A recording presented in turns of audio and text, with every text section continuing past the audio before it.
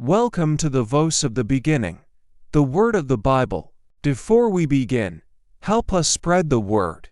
Subscribe to the channel, like, comment, and share with those you love. In Exodus 16, the narrative deepens into the experience of the people of Israel. They had just witnessed the miracle of the Red Sea parting, an event that marked their deliverance from slavery. However, instead of being filled with gratitude, the people's first reaction in the desert is to complain. They turn against Moses' leadership, questioning if it would have been better to stay in Egypt, where they at least had food to eat. This complaint is a powerful lesson for us, as it shows how easy it is to forget God's provision right after a great victory. The Lord, in His infinite mercy and patience, doesn't respond with punishment, but with an act of miraculous provision. He promises to send food from heaven. In the morning, the ground is covered with a fine substance, which the surprised people call manna, meaning, "What is this?" This manna wasn't just physical food, but a symbol of a deep spiritual truth, our daily dependence on God. The instruction was clear: gather only what was needed for each day, because the manna couldn't be stored. If they tried, it would rot.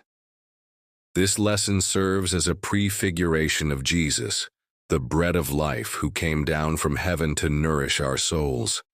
Just like the manna, our faith needs to be renewed daily. The people's grumbling in the desert then becomes a mirror for our own faith journey, reminding us that, even after the greatest deliverances, our human tendency to complain and doubt can lead us away from trusting in divine providence. At Rephidim, the journey of the people of Israel reaches a new point of crisis. They face such a severe water shortage that thirst leads them to a new level of complaining. The people once again question Moses' leadership, challenging the very presence of God among them. This scene illustrates the fragility of our faith when confronted with extreme trials. Moses, in despair, cries out to the Lord, who responds with a miraculous solution. He instructs him to go to Horeb and strike the rock with his staff, and from the rock, water would flow. This event is not just a physical miracle, but a deep spiritual symbolism. The struck rock in the midst of the barren desert is a powerful prefiguration of Christ, to whom we must turn in our spiritual barrenness. From Him, the living water gushes forth to quench the deepest thirst of our souls. In addition to the miracle of water, Rephidim is also the setting for Israel's first declared battle. The Amalekites, a nomadic people, attack the Israelites. This battle is not just a military conflict, but a representation of the spiritual warfare we face. Israel's victory does not depend on their physical strength, but on a spiritual action. Moses, on the mountaintop, raises his hands in intercession. As long as his hands are raised, Israel prevails. However, his hands grow weary, and when he lowers them, the enemy begins to win. The presence of Aaron and Hur, who support Moses' hands, highlights the importance of community and mutual support in the faith journey. Victory is achieved not only through intercession, but through perseverance and unity. This episode teaches us that the battle against the forces of evil is won through persistent prayer and the strength we find in our fellow believers. The journey of Israel in the desert expands to include a lesson in leadership and community organization, which comes from an unexpected source: Jethro, Moses' father-in-law. Jethro's visit to the camp is not just a family reunion, but a moment of providential wisdom. He observes an overburdened Moses sitting all day long, resolving every small dispute and judging the people. This scene shows us a dedicated leader on the verge of burnout. Jethro's response is practical advice with deep spiritual significance. He questions the sustainability of this model, warning Moses that if he continues to act alone, both he and the people will wear themselves out. The solution is the advice to delegate. Jethro suggests that Moses select capable, God-fearing men to serve as judges over the people, handling minor issues. Moses would then only handle the most difficult cases. Moses' humility in accepting this advice from someone outside his direct lineage and experience with God's deliverance is a powerful example for us. The narrative teaches us that divine wisdom can come from anywhere, and that effective leadership is not about doing everything yourself, but about empowering others.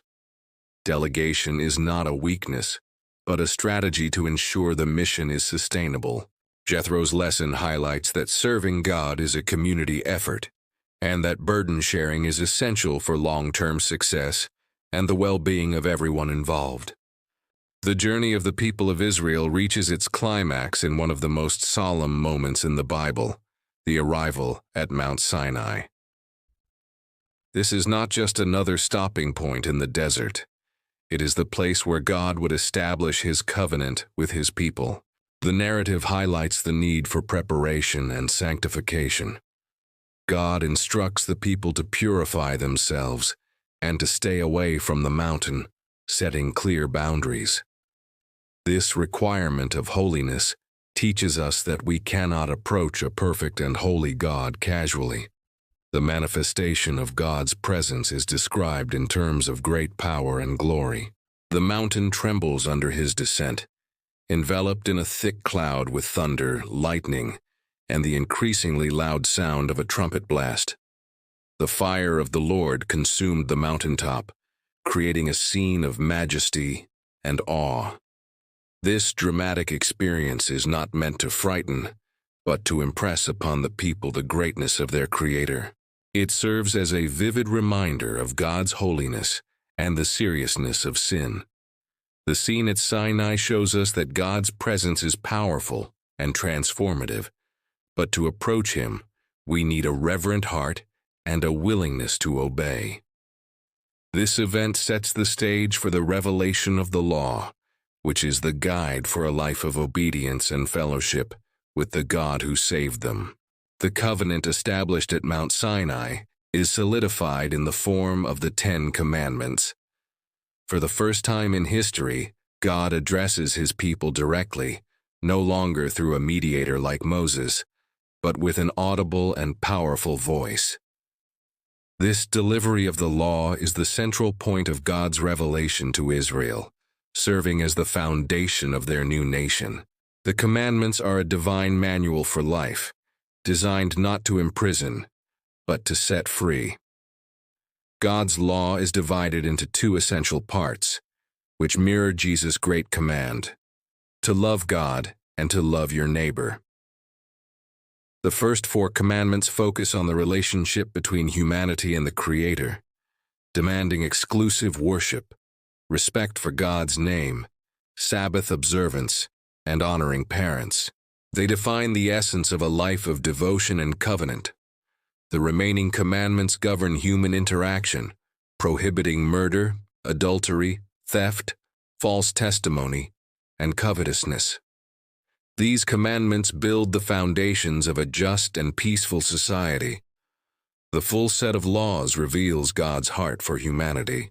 Far from being a burden, they are a path to freedom, freeing us from the destructive consequences of sin and the slavery of idolatry.